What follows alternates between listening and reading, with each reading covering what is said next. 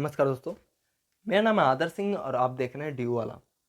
जैसा कि आपको पता है कि अगर आप बीए प्रोग्राम में हिस्ट्री, पॉलिटिकल साइंस इन सब्जेक्ट्स को पढ़ रहे हैं या फिर ऑनर्स में भी, तो उसके लिए हम पूरी तरीके से तैयार हैं आपको कोर्स प्रोवाइड करने में, वो भी फ्री ऑफ कॉस्ट। आपको एक भी रुपए खर्च नहीं करने हैं। या फिर आप कर रहे हैं यूपीएससी की तैयारी, तो जुड़े रहिए हमारे साथ।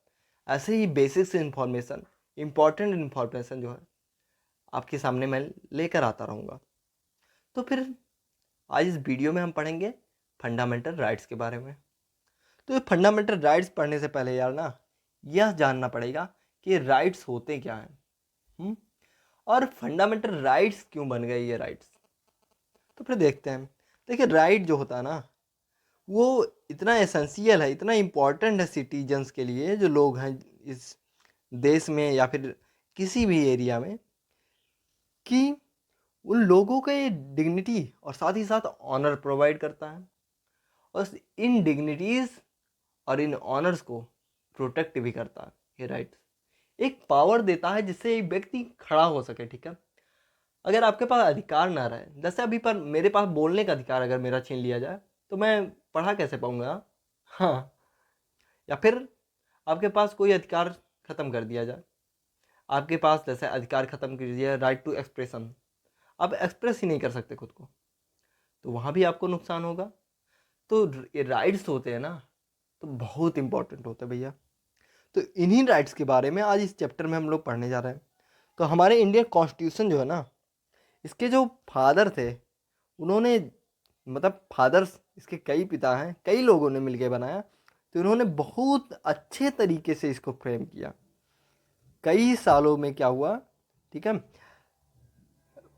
अगर हम 100 साल पहले की बात करें तो इंग्लैंड में क्या हुआ, कई पीसफुल रेवोल्यूशन हुए। ठीक है, शांतिपूर्ण तरीके से कई क्रांतियां हुई, और जिसमें लोगों ने डिमांड किया, ठीक है, साथ ही साथ लॉन्च किया क्या, इक्वलिटी, उसके बाद फिर right to life, dignity, honour.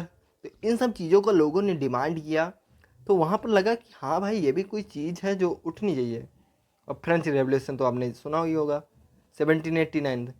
तो वहाँ से इन अधिकारों की धीरे धीरे स्टार्टिंग चालू हुई। और अमेरिका का जो कॉन्स्टिट्यूशन है ना, अमेरिका का जो कॉन्स्टिट्यूशन है, वो राइट को 1791 में ही डिक्लेयर कर दिया था। ठीक है, और जो लिबर्टी, इक्वलिटी, या फिर वहाँ के लोगों का हैप्पीनेस होगा, इस सब चीज़ों पे जोर देने चालू कर दिया अमेरिका ने। और वहीं से स्टार्ट हुआ एक बेस बनना इन राइट्स का। और हम अगर अपने इंडिया की बात करें, अपने प्यारे देश की बात करें ना, तो यहाँ पर जो फंडामेंटल राइट्स हैं वो हमारे चैप्टर 3, ठीक है, ऑफ कॉन्स्टिट्यूशन में प्लेस्ड हैं। ठीक है, और ये जो अधिकारें हैं ना, ये जो अधिकार हैं, पहले 7 कैटेगरी में थी, अभी 6 हो गई हैं। राइट टू प्रॉपर्टी हटा दिया गया है, अभी बताता हूँ क्यों। पहला क्या है, राइट टू इक्वलिटी। ठीक है, दूसरा है राइट टू फ्रीडम। तीसरा है राइट अगेन एक्सप्लॉयटेशन। चौथा, right to freedom of religion.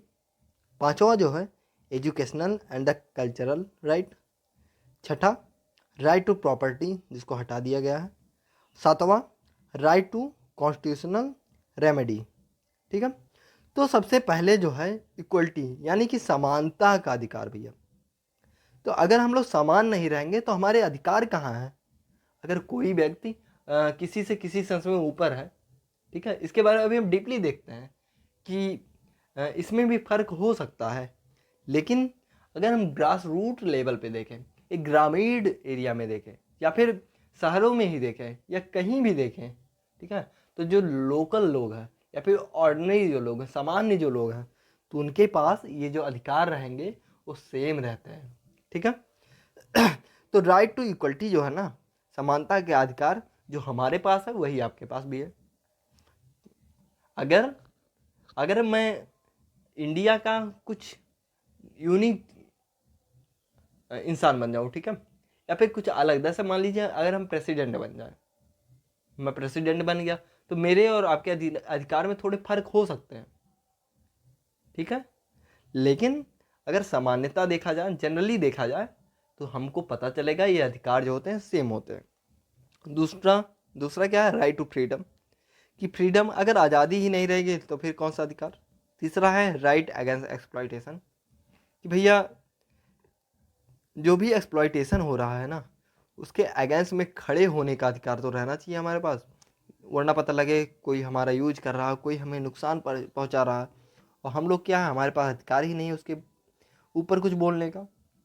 चौथा, जैसे हमने बताया कि right to freedom of religion, भैया अपने धर्म का प्रचार प्रसार करना तो ज़रूरी है, क्योंकि धर्म जो होता है एक तरह का वो भी प्री कॉन्स्टिट्यूशन है। वैसे हमारे कॉन्स्टिट्यूशन से बड़ा तो नहीं है, लेकिन फिर भी एक बेसिक्स तो है, वहाँ से कई अच्छी बातें भी सीखने को मिलती हैं। तो उसको भी हमारे कॉन्स्टिट्यूशन ने, या फिर हमारे जो फादर्स थे, कॉन्स्टिट्यूशन मेकर्स जो थे, उन्होंने पूरा ध्यान दिया, उसको इंक्लूड किया फंडामेंटल राइट में, ठीक है। पांचवा क्या है, education and the cultural right. भैया अगर पढ़ाई नहीं होगी ना, या फिर हमारे जो संस्कृति है वो नहीं होंगे, तो सब बेकार है। अगर ये अधिकार आपका छीन लिया जाए तो अभी आप पढ़ ही नहीं सकते हैं, अब पढ़ेंगे नहीं तो फिर समझेंगे कैसे कुछ। छठा क्या है, राइट टू प्रॉपर्टी, जैसे हमने बताया हटा दिया गया है, इसके बारे में अभी देखते हैं। और जो सातवां है, इसको छठा आप मान सकते हैं, राइट टू कॉन्स्टिट्यूशनल रेमेडी, ठीक है। तो 44th जो कॉन्स्टिट्यूशनल अमेंडमेंट होता है 1978 में, उसमें क्या किया जाता है, राइट टू प्रॉपर्टी को एबॉलिश कर दिया जाता है, बंद कर दिया जाता है, हाँ। और इसको 300A में जाकर उसको पुट इन कर दिया जाता है, डाल दिया जाता है। अभी ये बस लीगल राइट है, ठीक है, एक लीगल राइट है, लेकिन फंडामेंटल मौलिक अधिकार नहीं है। ऐसा क्यों हुआ है आपको बताते हैं। जैसे इस अधिकार के अंदर क्या होता था, ठीक है, जो हमारे फंडामेंटल राइट्स होते हैं, अगर इनका उल्लंघन हुआ कहीं, अगर इनके ऊपर कोई उंगली उठाया, तो आप सीधा सुप्रीम कोर्ट जा सकते हैं। तो जब राइट टू प्रॉपर्टी, ठीक है, संपत्ति का अधिकार जब था लोगों के पास, तो सरकार अगर कभी रोड कहीं से पार करना होता था या कुछ भी पार करना होता था, तो लोग क्या करते थे, सरकार को रोक देते थे कि भैया आप मेरा ज़मीन नहीं ले सकते, मेरे पास ये मौलिक अधिकार है, और अगर आप लेंगे ज़मीन तो मैं सीधा सुप्रीम कोर्ट चला जाऊंगा। और लोग सुप्रीम कोर्ट चले जाते थे, तो सरकार जो है, जो भी अपना एक रूल बनाती थी, जो एक आइडिया रहता था, स्कोप रहता था गवर्नमेंट का कि हमको ये काम करना है, तो उसमें बाधा आ जाती थी। तो भाई सरकार को इससे डर लगने लगा, तो उसने कहा ये हटाओ, ये मस्त चीज़ नहीं यार, इसको लीगल राइट में रखो, ठीक है। लोगों के पास हाँ संपत्ति होनी चाहिए, लेकिन इतनी भी नहीं होनी चाहिए कि वो पता लगे कि हमारा ही काम रोक दे, हाँ। तो फिर यहाँ क्या होता है, ये राइट्स को बंद कर दिया जाता। तो ये भैया इंट्रोडक्शन था, ठीक है। अब हम कुछ इसके बेसिक फीचर्स के बारे में जानेंगे इसके बाद, ठीक है, कि इसके कुछ बेसिक फीचर्स क्या हैं, किसके, इन जो अधिकार हम लोग पढ़े या फिर जो फंडामेंटल राइट्स है, इनके बेसिक फीचर्स क्या हैं, ठीक है। तो पहले क्या है, फंडामेंटल राइट्स जो है ना, पॉजिटिव भी है और निगेटिव भी है, ये सबसे ज़्यादा जानना जरूरी है, ठीक है। सकारात्मक भी है और नकारात्मक भी है। और इसका यह मतलब हुआ ना कि कुछ ऐसे अधिकार हैं जो सिटीजन्स के भी लिए अवेलेबल है और एलिंग के लिए भी अवेलेबल है, ठीक है। तो इन अधिकारों में हो गया जैसे कि राइट टू लाइफ, आर्टिकल 21, और आर्टिकल 22 राइट अगेंस्ट एक्सप्लॉइटेशन, और आर्टिकल 23 और 24 जो फ्रीडम ऑफ रिलीजन देता है, और 25 से 28 educational and the cultural right हो गया। तो ये सब जो राइट है ना, वो सस्पेंड किए जाते हैं कब, एमरजेंसी के पीरियड में। अगर इमरजेंसी के टाइम पे आपको अधिकार रहे, मान लीजिए फ्रीडम का अधिकार हो गया, तो वहाँ पर क्या करेगा आप करेंगे, वहाँ पर आप नुकसान पहुँचा सकते हैं ना कंट्री को, किसी भी सेंस में। राइट टू लाइफ आपकी छीनी जा सकती है, आप एक्सप्लॉइटेशन के अगेंस्ट वहाँ पर कुछ भी नहीं कर सकते हैं, ठीक है। तो इन सब अधिकारों को जो है छीन लिया जाता है, कब, इमरजेंसी के दौरान। तो वही बताया ना, पॉजिटिव सेंस में भी है, निगेटिव। लेकिन जो हमारा आर्टिकल 20 और 21 है, हाँ, ये कभी नहीं छीना जा सकता। ठीक है। दूसरी चीज़ क्या है, दूसरे फैक्ट की अगर हम बात करें तो देयर आर सर्टेन राइट। ठीक है, कई ऐसे एंजॉय हैं जो सिर्फ भारतीय सिटीजन ही यूज कर सकते हैं उन राइट्स का, लेकिन फॉरेनर्स नहीं कर सकते। और उसमें से अधिकतर जो आर्टिकल्स हैं ना, वो राइट टू इक्वलिटी और राइट टू फ्रीडम इन राइट्स के अंदर आते हैं।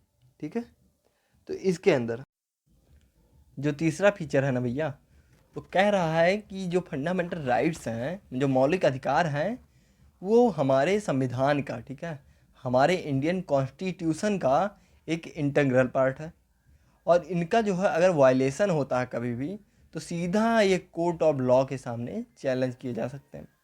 चौथा फीचर क्या कह रहा है, चौथा कह रहा है कि fundamental rights are not natural, भैया प्राकृतिक राइट तो है नहीं अधिकार, और and subjected to reasonable restrictions, और इनके साथ कई बार रिस्ट्रिक्शंस लगाए जा सकते हैं। ठीक है, जैसे कि अधिकार हो गया इक्वलिटी का, फ्रीडम का अधिकार हो गया, तो इनके साथ कई लिमिटेशंस लगाए जा सकते हैं।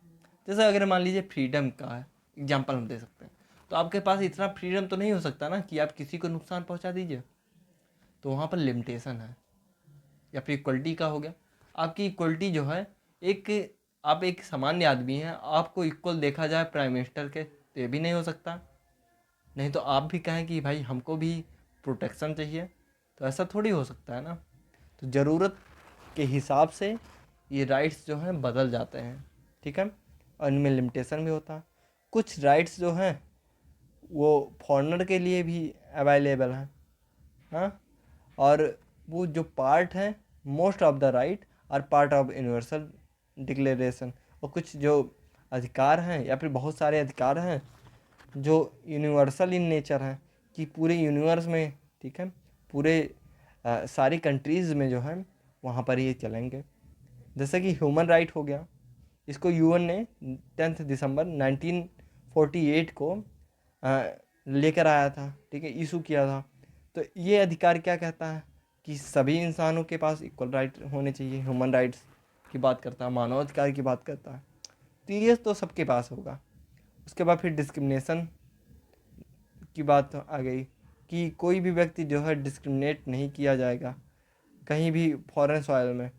तो ये सब कुछ ऐसे अधिकार हैं जो यूएन से मिल रखा है, ठीक है, यूनिवर्सल है। जो फिफ्थ कह रहा है हमारा, कह रहा है कि फंडामेंटल राइट्स जो है उसमें पॉलिटिकल डायमेंशंस भी है, और क्वेश्चंस जो है ना पॉलिटिकल जस्टिस का और प्रोसीजुरल जस्टिस का, वो डायरेक्ट इसकी फंडामेंटल राइट्स के स्कोप से जुड़ा हुआ है। सिक्स्थ फीचर्स हमारा कह रहा है कि फंडामेंटल राइट्स जो है वो जस्टिसिएबल हैं। अगर कभी भी इनका वायलेशन होता है तो कोई व्यक्ति जो है सीधा जाके सुप्रीम कोर्ट जा सकता है, और सुप्रीम कोर्ट भी जा सकता है आर्टिकल 32 के अंदर, और हाई कोर्ट जा सकता है 226 आर्टिकल के अंदर।